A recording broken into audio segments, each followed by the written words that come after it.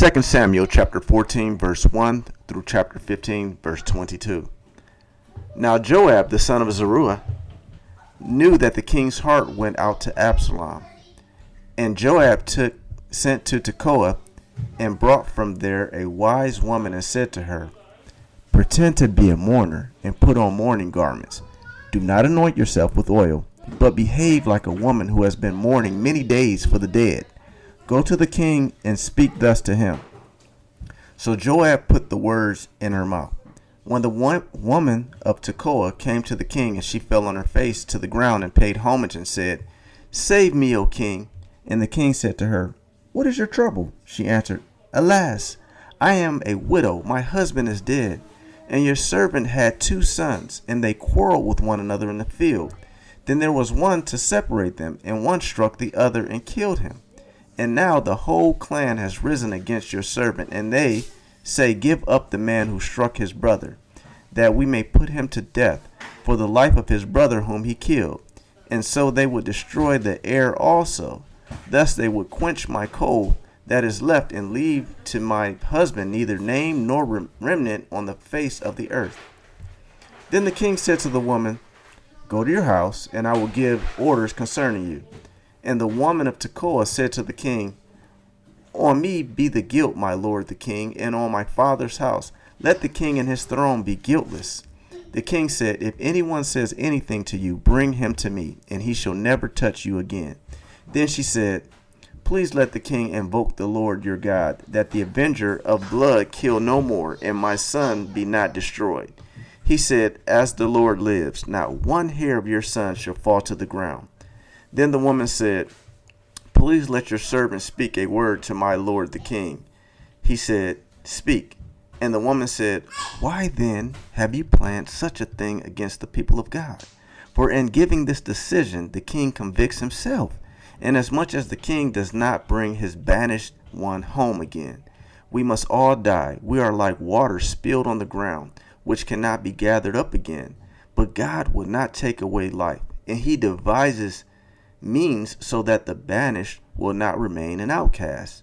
Now I have come to say this to my lord, the king, because the people have made me afraid." And the servant thought, "I will speak to the king. It will be that the king will perform the request of his servant, for the king will hear and deliver his servant from the hand of the man who would destroy me and my son together from the heritage of God." And your servant thought, "The word of my lord, the king, will set me at rest. For my lord, the king, is like an angel of the Lord to discern good and evil. The Lord your God be with you." Then the king answered the woman, "Do not hide from me anything I ask." And the woman said, "Let my lord the king speak." The king said, "Is this the hand of Joab with you in all this?" The woman answered and said, "As surely as you live, my lord the king, one cannot turn the right hand or to the left from anything that my lord the king has said. It was your servant Joab who commanded me. It was he who put all these words in my mouth of your servant, in the mouth of your servant, in order to change the course of things that your servant Joab did this. But my lord has wisdom, like the wisdom of the angel of God, to know all the things that are on earth." Then the king said to Joab, "Behold, now I grant this. Go, bring back the young man Absalom." And Joab fell on his face to the ground and paid homage and blessed the king. And Joab said, "Today your servant knows that I have found favor in your sight, my lord the king, and that the king has granted the request of his servant." So Joab arose and went to Geshur and brought Absalom to Jerusalem, and the king said, "Let him dwell apart in his own house. He is not to come into my presence." So Absalom lived apart in his own house and did not come into the king's presence. Now in all Israel there was no one so much to be praised for his handsome appearance as Absalom. For the sole of his foot to the crown of his head, there was no blemish in him. And when he cut the hair of his head, for at the end of every year he used to cut it, when it was heavy on him, he cut it. He weighed the hair of his head 200 shekels by the king's weight.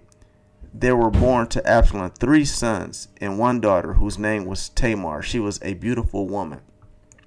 So Absalom lived 2 full years in Jerusalem without coming into the king's presence. Then Absalom sent for Joab to send to the king, but Joab would not come to him. He sent a second time, but Joab would not come to him. Then he said to his servants, "See, Joab's field is next to mine, and he has barley there. He has barley there. Go and set it on fire." So Absalom's servants set the field on fire. Then Joab arose and went to Absalom at his house and said to him, "Why have your servants set my field on fire?" And Absalom answered Joab, "Behold, I sent word to you, come here, that I may send you to the king to ask, why have I come from Geshur?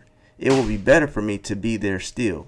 Now therefore let me go into the presence of the king, and if there is guilt in me, let him put me to death." Then Joab went to the king and told him, and summoned Absalom. So he came to the king and bowed himself on his face to the ground before the king, and the king kissed Absalom. After this, Absalom got himself a chariot and horses and 50 men to run before him. And Absalom used to rise early and stand beside the way of the gate. And when any man had a dispute to come before the king for judgment, Absalom will call to him and say, "From what city are you?" And when he said, "Your servant is from such and such a tribe in Israel," Absalom will say to him, "See, your claims are good and right, but there is no man designated by the king to hear you." Then Absalom will say, "Oh, that I were judge in the land. Then every man with a dispute or cause might come to me, and I would give him justice." And whenever a man came near to pay homage to him, he would put out his hand and take hold of him and kiss him. Thus Absalom did to all of Israel who came to the king for judgment. So Absalom stole the hearts of the men of Israel. And at the end of 4 years, Absalom said to the king, "Please let me go and pay my vow, which I have vowed to the Lord in Hebron. For your servant vowed a vow while I lived at Geshur in Aram, saying, if the Lord will indeed bring me back to Jerusalem, then I will offer worship to the Lord." The king said to him, "Go in peace." So he arose and went to Hebron. But Absalom sent secret messengers throughout all the tribes of Israel, saying, "As soon as you hear the sound of the trumpet, then say, 'Absalom is king at Hebron.'" With Absalom went 200 men from Jerusalem who were invited guests, and they went in their innocence and knew nothing. And while Absalom was offering the sacrifices, he sent for Ahithophel the Gilonite, David's counselor, from his city Gilo. And the conspiracy grew strong, and the people with Absalom kept increasing. And a messenger came to David, saying, "The hearts of the men of Israel have gone after Absalom." Then David said to all his servants who were with him at Jerusalem, "Arise, and let us flee, or else there will be no escape for us from Absalom. Go quickly, lest he overtake us quickly, and bring down ruin on us, and strike the city with the edge of the sword." And the king's servants said to the king, "Behold, your servants are ready to do whatever my lord the king decides." So the king went out, and also his households after him. And the king left 10 concubines to keep the house. And the king went out, and all the people after him, and they halted at the last house. And all his servants passed him, and all the Cherethites, and all the Pelethites, and all the 600 Gittites who had followed him from Gath passed on before the king. Then the king said to Ittai the Gittite, "Why do you also go with us? Go back and stay with the king. For you are a foreigner, and also an exile from your home. You came only yesterday, and shall I today make you wander about with us, since I go I know not where? Go back and take your brothers with you, and may the Lord show steadfast love and faithfulness to you." But Ittai answered the king, "As the Lord lives, and as my lord the king lives, wherever my lord the king shall be, whether for death or for life, there also will your servant be." And David said to Ittai, "Go then, pass on." So Ittai the Gittite passed on with all his men, and all the little ones who were with him. John chapter 18, verse 1 through 24. When Jesus had spoken these words, he went out with his disciples across the brook Kidron, where there was a garden, which he and his disciples entered.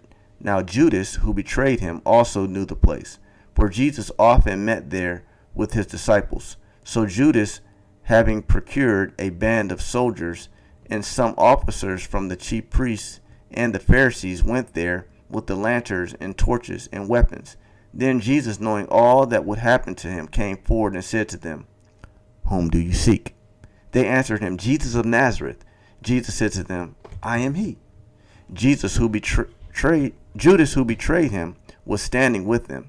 When Jesus said to them, "I am he," they drew back and fell to the ground. So he asked again, "Whom do you seek?" And they said, "Jesus of Nazareth." Jesus answered, "I told you that I am he. So if you seek me, let these men go." This was to fulfill the word that he had spoken. "Of those whom you gave me, I have lost not one." Then Simon Peter, having a sword, drew it and struck the high priest's servant and cut off his right ear. The servant's name was Malchus. So Jesus said to Peter, "Put your sword into its sheath. Shall I not drink the cup that the Father has given me?" So the band of soldiers and their captain and the officers of the Jews arrested Jesus and bound him. First they led him to Annas, for he was the father-in-law of Caiaphas, who was high priest that year. It was Caiaphas who had advised the Jews that it would be expedient that one man should die for the people. Simon Peter followed Jesus, and so did another disciple. Since that disciple was known to be to the high priest, he entered with Jesus into the courtyard of the high priest. But Peter stood outside at the door. So the other disciple, who was known to the high priest, went out and spoke to the servant girl who kept watch at the door and brought Peter in. The servant girl at the door said to Peter, "You are also not one of this man's disciples, are you?" He said, "I am not." Now the servants and officers had made a charcoal fire, because it was cold, and they were standing and warming themselves. Peter also was with them, standing and warming himself. The high priest then questioned Jesus about his disciples and his teaching. Jesus answered him, "I have spoken openly to the world. I have always taught in synagogues and in the temple, where all Jews come together. I have said nothing in secret. Why do you ask me? Ask those who have heard me what I said to them. They know what I said." When he had said these things, one of the officers standing by struck Jesus with his hand, saying, "Is that how you answer the high priest?" Jesus answered him, "If what I said is wrong, bear witness about the wrong. But if what I said is right, why do you strike me?" Annas then sent him bound to Caiaphas the high priest. Psalm chapter 119, verse 97 through 112. Oh, how I love your law. It is my meditation all the day. Your commandment makes me wiser than my enemies, for it is ever with me. I have more understanding than all my teachers, for your testimonies are my meditation. I understand more than the aged, for I keep your precepts. I hold back my feet from every evil way, in order to keep your word. I do not turn aside from your rules, for you have taught me. How sweet are your words to my taste, sweeter than honey to my mouth. Through your precepts I get understanding. Therefore I hate every false way. Your word is a lamp to my feet and a light to my path. I have sworn an oath and confirmed it to keep your righteous rules. I am severely afflicted. Give me life, O Lord, according to your word. Accept my free will offerings of praise, O Lord, and teach me your rules. I hold my life in my hand continually, but I do not forget your law. The wicked have laid a snare for me, but I do not stray from your precepts. Your testimonies are my heritage forever, for they are the joy of my heart. I incline my ear to perform your statutes forever to the end. Proverbs chapter 16, verse 8 through 9. Better is a little with righteousness than great revenues with injustice. The heart of a man plans his way, but the Lord establishes his steps.